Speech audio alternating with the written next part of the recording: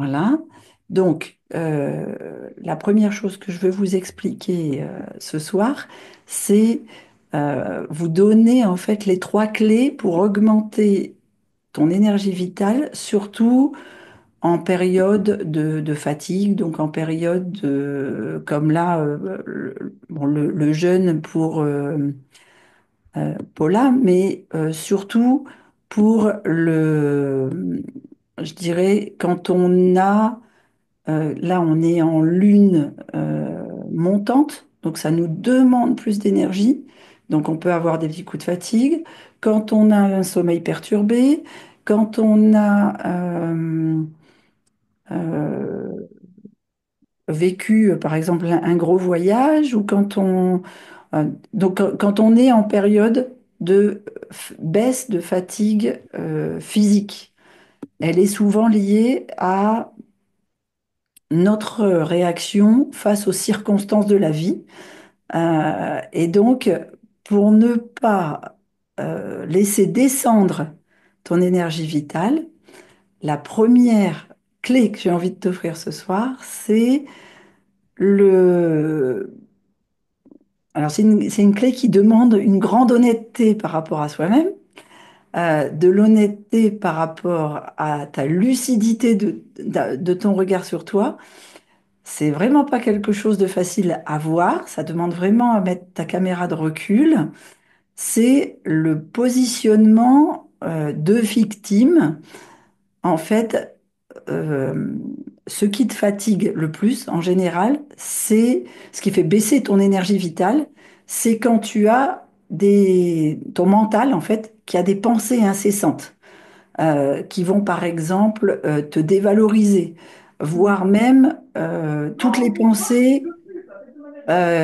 qui te disent que tu n'es pas capable que oh mais je suis bête ou quoi, pourquoi j'ai oublié ça, ou qu'est-ce que tu as bien pu faire de ces choses-là, ou tu t'es encore trompé quand tu as fait ça, t'as pas tu vois, toutes ces pensées dévalorisantes par rapport à toi-même.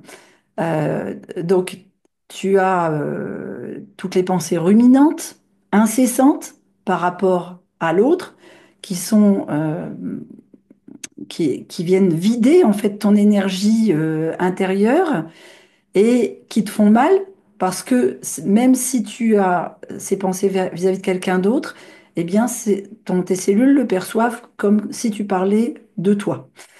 Donc, fuis tout ce qui est négation du monde et n'entretiens pas ce genre de pensée.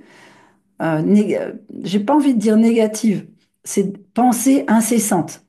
Parce que plus ton cerveau il travaille, il travaille, il travaille, il travaille, plus toi tu te positionnes inconsciemment hein, en termes de victime euh, et, et en fait tu es impuissant face à tout ça. Donc tu es victime. Tu sais que ce mot victime, c'est pas agréable. Euh, quand j'accompagne les gens en général, je sais qu'elles ont tendance à se rebiffer. Non, non, moi je suis pas une victime.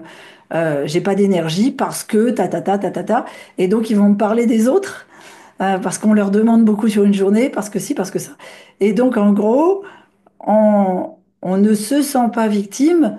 On se sent pas forcément bourreau non plus, mais le visuel manifesté par rapport à tes cellules intérieures et par rapport à ton énergie interne fait que tu te replies sur un positionnement intérieur et que tes cellules sont obligées d'aller plonger au plus profond de toi-même pour décrypter. Et donc c'est pour ça que je te dis, mets une grosse caméra de recul pour te libérer, t'observer, observer ce phénomène en toi, parce que c'est un positionnement qui vient t'épuiser, tu vois, qui vient appuyer sur tes épaules, te dévaloriser, etc.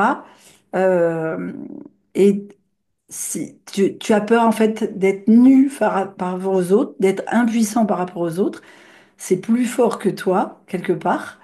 Et si tu n'arrives pas à avoir ce positionnement de je me recule, je me regarde comme je suis, l'énergie, elle est complètement bloquée à l'intérieur de toi. Et là, je ne parle pas de la fatigue physique, hein, d'accord? Même si on a un travail de jardinier, de bûcheron, etc., et qu'on est fatigué physiquement, là, c'est pas du tout cette fatigue-là. C'est une fatigue intérieure, c'est une fatigue au niveau corporel, au niveau mental. C'est de la fatigue dont tu as besoin d'un repos psychique, un repos mental, pas un repos physique où je vais me coucher. Parce que d'abord, en général, quand tu as cette fatigue-là et que tu vas te coucher, le mental, il continue et donc tu te reposes jamais. D'accord? Ça, c'est vraiment la première clé que j'avais envie de vous donner et je le dis avec beaucoup d'amour et beaucoup d'observation. C'est très difficile de s'observer, avoir ces pensées-là, euh, de s'observer ruminer et de se dire, oh là là, faut que je me détache de ça, faut que je blanchisse mes pensées. Un petit truc, on va faire des exercices de respiration, vous allez voir, ça peut se faire plusieurs fois sur la journée, juste l'exercice de respiration, ça va permettre d'ouvrir l'énergie et de vous revitaliser. Donc, la première clé, observer, prendre du recul, euh, prendre la position de l'observateur.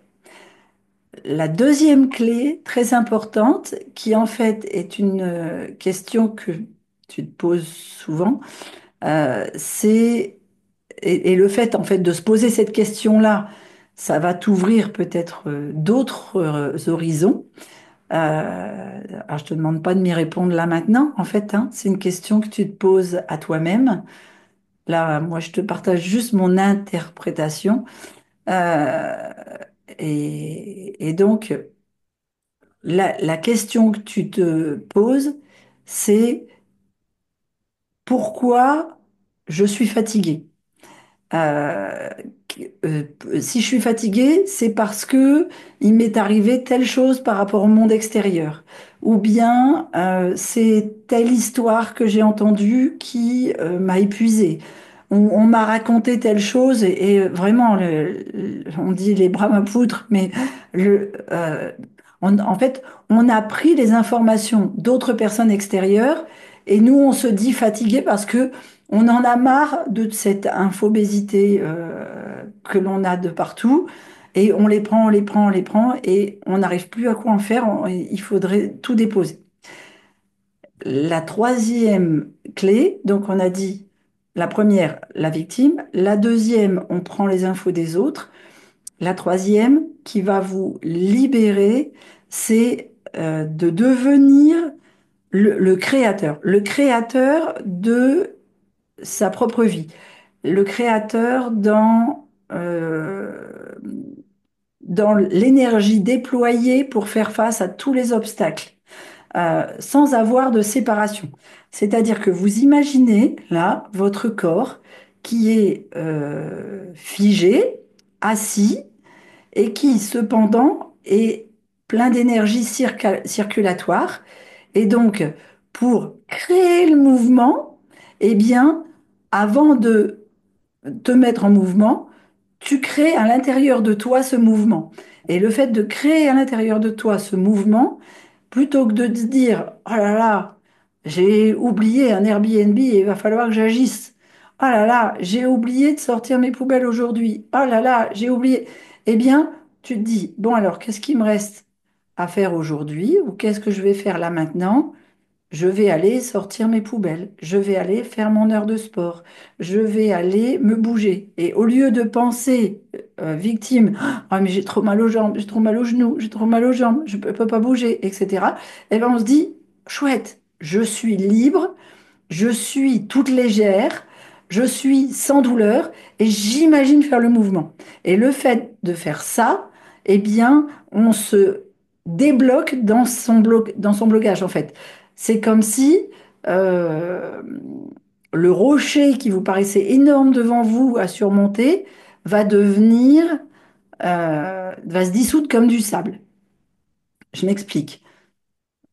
Vous êtes énergie. Est-ce que vous avez tous conscience que là, si je prends mon verre d'eau et que je le fais couler, l'eau, elle va couler. D'accord? Il y aura pas de blocage parce que c'est de l'eau. Et si vous prenez une montagne avec de la neige, que ça fond, ça va s'engouffrer dans les rivières, etc. Et ça va, pourquoi pas, arriver à un moment donné face à un barrage, face à des gros rochers. Sauf que l'énergie de l'eau, elle va faire que même si elle est face à un barrage ou à un rocher, elle va continuer à venir pousser, elle va continuer à s'insinuer. Elle va pourquoi pas creuser un trou sous le rocher ou passer, faire d'autres lits sur les côtés et s'infiltrer insinueusement. Eh bien, vous êtes énergie. Donc, le fait d'être créateur de l'énergie, ne serait-ce que par la pensée, quand vous êtes épuisé, vous allez vous insinuer dans le petit sillon. Donc, soyez le créateur du petit sillon qui va devenir une autoroute qui va fonctionner de façon euh, multiple pour vous donner de l'énergie. Il n'existe pas aujourd'hui une seule façon d'agir de manière rectiligne. Je suis borné et je me heurte, je me heurte, je me heurte comme ça. Il existe des milliards de petits passages, des milliards de petits fils. Donc, il faut absolument que vous soyez dans le multi-relationnel, multi-pensée de tout ce que vous allez pouvoir faire pour agir. OK? Euh, il n'arrivera aucune catastrophe. Il n'arrivera rien d'autre si vous êtes en pleine énergie ou si vous êtes euh, épuisé que le mouvement que vous allez faire. Donc, si je reprends mes trois clés, la première, c'est prendre du recul et faire attention que vous n'êtes pas en victime, parce que c'est ce que vous donnez comme intention à vos cellules, et donc elles vont se figer dans leur énergie. La deuxième clé, c'est le fait de évacuer les pensées qui arrivent de l'extérieur des autres, comme par exemple les gens qui vous veulent du bien, mais vous empêchent en fait de faire ce que vous aviez, vous, comme intention première de, de votre déploiement d'énergie. Donc, faites attention à l'interprétation fausse des autres. Et la troisième clé, ça va être de créer le mouvement et créer l'énergie uniquement par la pensée. D'accord? Donc là, je vous ai donné les trois clés. Maintenant, je vais vous expliquer comment on les met en pratique. D'accord? Avec faire circuler l'énergie et le sang, se débarrasser des énergies négatives et se recharger en énergie positive. Ça vous va? Par des exercices. Mm. Donc j'ai coupé l'enregistrement et je vais le remettre